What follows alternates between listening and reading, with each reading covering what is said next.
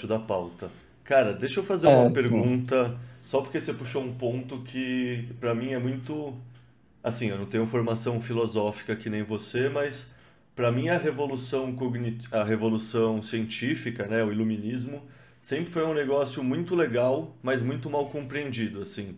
E aí eu não vou ter os termos técnicos precisos pra conversar com um filósofo, mas assim, tipo, com certeza quando muitas pessoas passam a acreditar como a ciência como a única forma de tentar explicar o todo, com certeza não faz sentido, sabe? Aí eu não sei se isso é Uhum. um cartesianismo, uma coisa Sim. realmente só materialista, sem entender a nossa intersubjetividade, a nossa intrasubjetividade, todas essas coisas mais complexas que de fato não vai ser uma equação de física que vai estar lá, mas ao Uhum. mesmo tempo você está colocando um antirracionalismo. E no meu ponto de vista, teria um ponto intermediário aí que assim, eu não acredito que o iluminismo e a ciência é uma luz que ilumina perfeitamente o escuro, mas eu acredito que é tipo Uhum. uma vela que está fornecendo algum ponto de luz que por mais impreciso que seja, é melhor do que se não existisse essa Uhum. vela. Uhum. Ao mesmo tempo, eu entendo, sei lá, esses últimos 3 anos me mostraram muito bem como existe diferença entre a ciência e o cientificismo, e me mostraram muito bem como foi possível existir o positivismo no passado, sabe? Como esse conhecimento científico pode sim ser cooptado, apropriado. No fundo é o que o senhor falou, weaponize, não tem essa palavra de uma maneira boa Uhum. para português, mas rolou isso com a Uhum. pandemia, né? Tipo, o conhecimento científico foi transformado em arma e usado contra nós porque as pessoas que não entendem muito como funciona todo o método, a ciência, etc., elas acreditam de fato nas coisas que as autoridades falam, elas acreditam na frase confie na ciência, sabe? Elas não entendem o por trás. Então eu queria entender, sei lá, qual é a sua visão, porque assim, o que você define como o antirracionalismo? O que eu falei tá em que Uhum. lugar nesse contínuo? Sabe? Uma coisa de que tem uma visão, mas obviamente é limitada, ou você acha que nem tem uma visão e, tipo, no fundo, e se não tem uma visão, como, sabe, estabelecer a realidade objetiva do mundo? Eu acredito no método científico, então eu não sou um irracionalista, né? Eu acho, uma divisão, uma diferenciação boa é entre o racionalismo crítico, que é o que eu acho que faz sentido, e o racionalismo construtivista. O racionalismo crítico, ele vê a ciência como um progresso, mas com base em hipóteses falseáveis, né? Como o austríaco também, o Karl Popper fala. Então, a ciência, ela não vai dizer a verdade do mundo, ela vai ter verdades, vai ter verdades temporais, e eu consigo testar se aquela hipótese foi falseada ou não, é assim que ela evolui. Mas isso não quer dizer que não haja um, um, um progresso científico nesse sentido. A gente consegue entender melhor a realidade, mas esse conhecimento é limitado. A tradição que agora, como você diz, veio gerar o que a gente chama de cientificismo, é uma visão ideológica da ciência, né? Uma visão, a própria frase confie na ciência seria um paradoxo em relação ao próprio método científico, né? Porque os cientistas, eles refutam, a tarefa de um cientista é refutar o conhecimento, é refutar as hipóteses, é tentar provar hipóteses.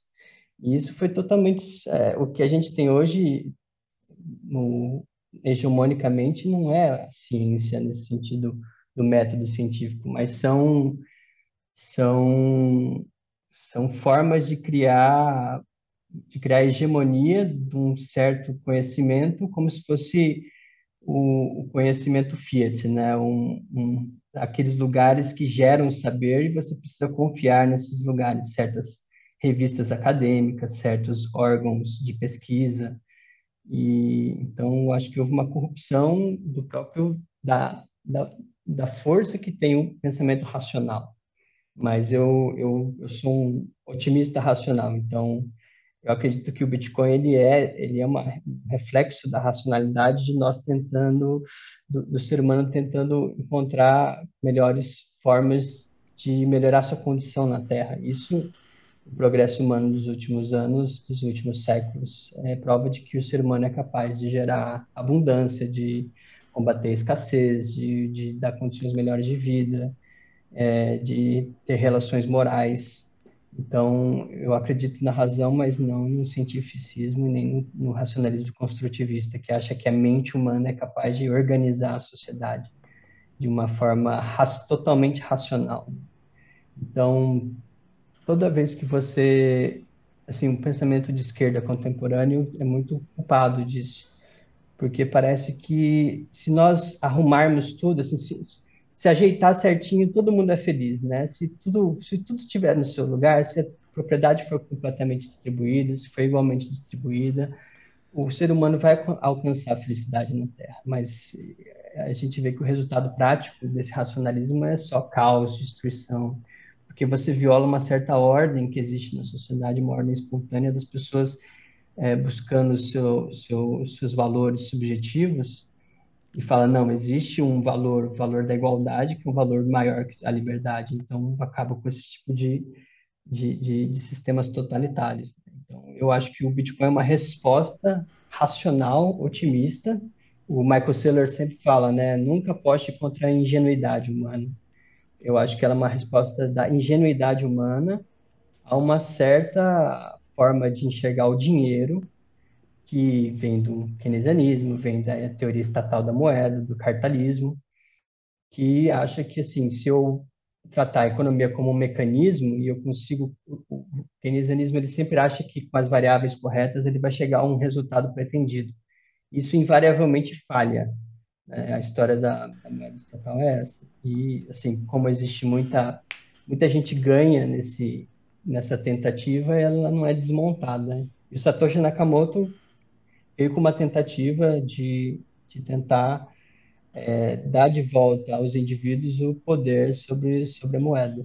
Então, é uma resposta racional, não irracional, mas eu acho que é uma resposta cética, né? Ele, assim, você vê as comunicações dele, ele achava que era um projeto interessante, um projeto que pode mudar muita coisa, mas você não tem tratado do Satoshi Nakamoto, ele não escreveu muito.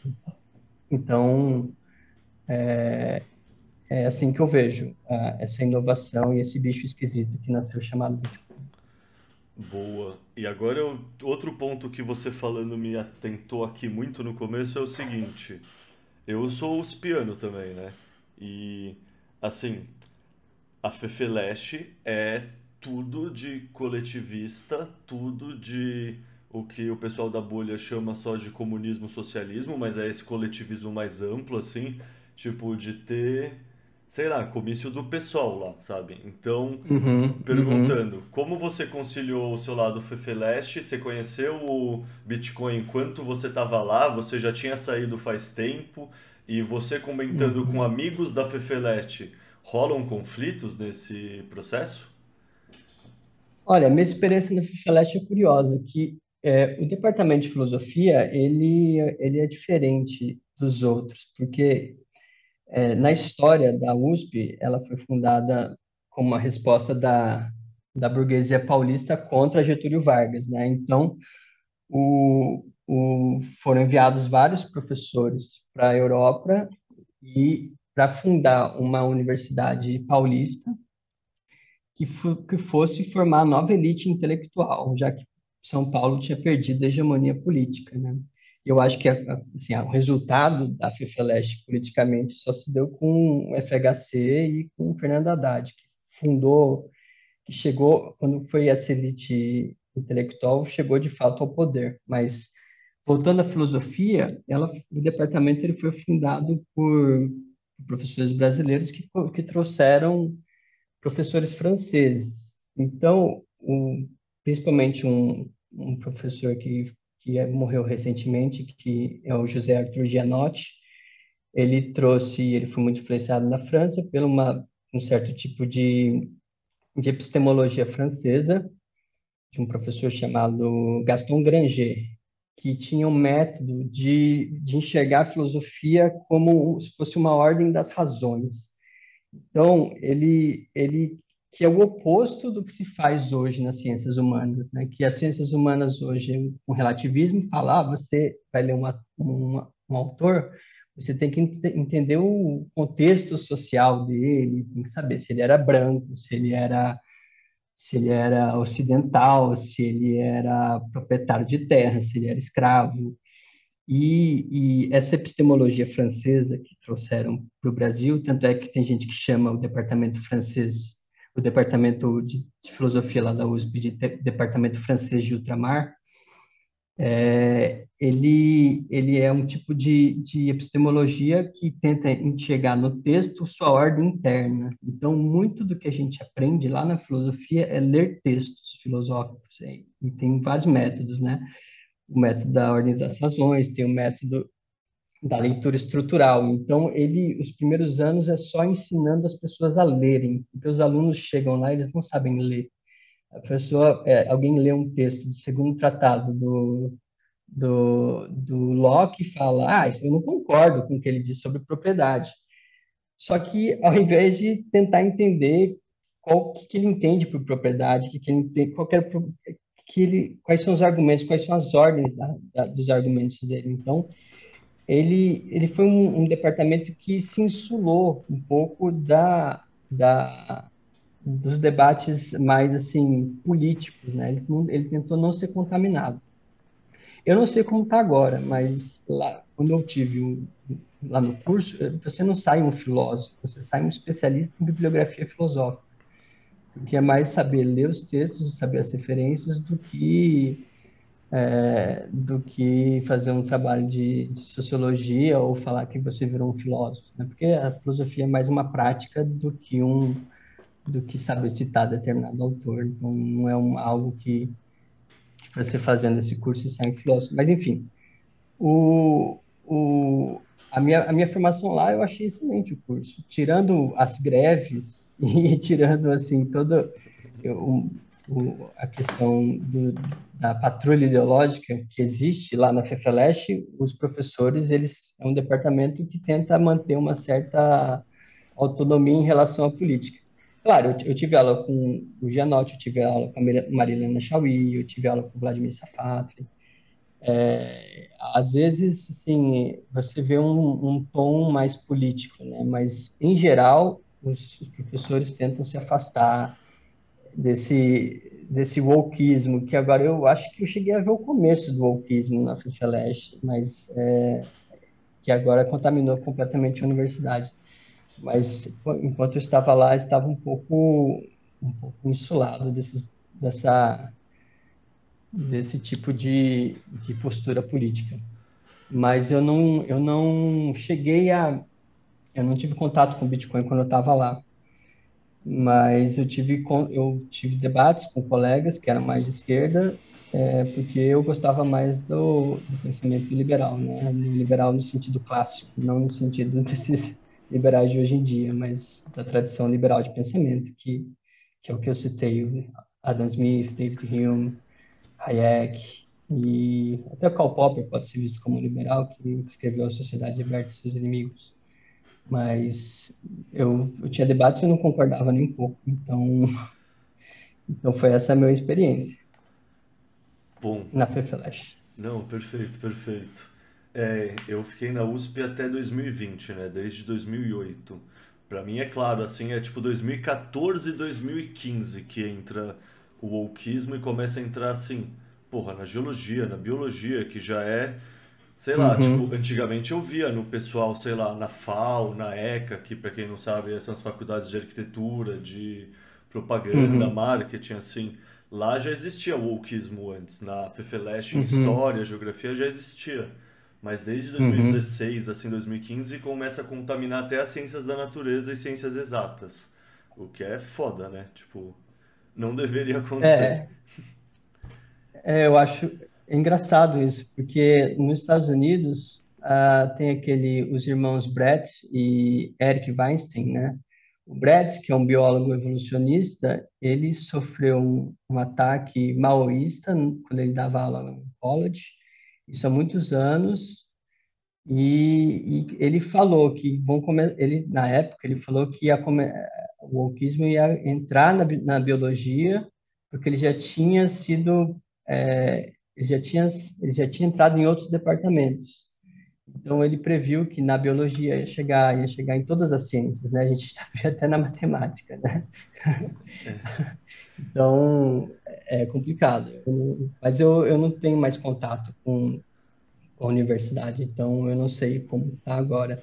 Mas na minha época tinha umas coisas chatas, assim, de professor ser interrompido porque aluno queria dar um discurso, greves. Todos os anos que eu estudei lá, não, teve alguma greve, então era mais essa chateação de parar a aula, é um pouco daquilo que eles queriam reviver o maio de 68, todo ano, né? Todo ano queriam o maio de 68. E alguns professores, inclusive um professor que eu tive, que é o Carlos Alberto, que é um professor de Nietzsche, que era fantástico, ele se aposentou, ele reprovou todos os alunos porque eles decretaram greve, e aí ele reprovou os alunos ficaram chateados, depois foram ao departamento, comprou uma briga, ele falou, nossa, isso daqui tá impossível de dar aula, e ele se aposentou depois, e, assim, perdeu um ótimo professor por conta de interrupção de aula, então já estava começando a ficar difícil. Isso é a geração das crianças que não ouviram o não dos pais virando adultas, né? Tipo, Nossa, eu acho um fenômeno bem complexo de entender. Eu acho que eu não sei dizer. Às vezes eu tenho a impressão que os Estados Unidos está agora sofrendo um tipo de revolução cultural maoísta através dos colégios, mas o que a gente a, a, a repercussão clara disso é a censura, né? É professor com medo de falar o que pensa. E no Brasil isso vira muito uma forma de você coordenar os fundos da universidade, né? Para que tipo de pesquisa, que tipo de hipóteses vão ser testadas. Mas eu não sou muito especialista em burocracia acadêmica. Tem gente que adora esse tipo de investigação. Eu já tenho meio preguiça, assim. Eu falo, nossa, assim, é uma decadência das instituições, né? Causada pela moeda fiduciária. Então eu acho que isso é uma das coisas que o Bitcoin resolve nossa, no longo graças a prazo. Deus.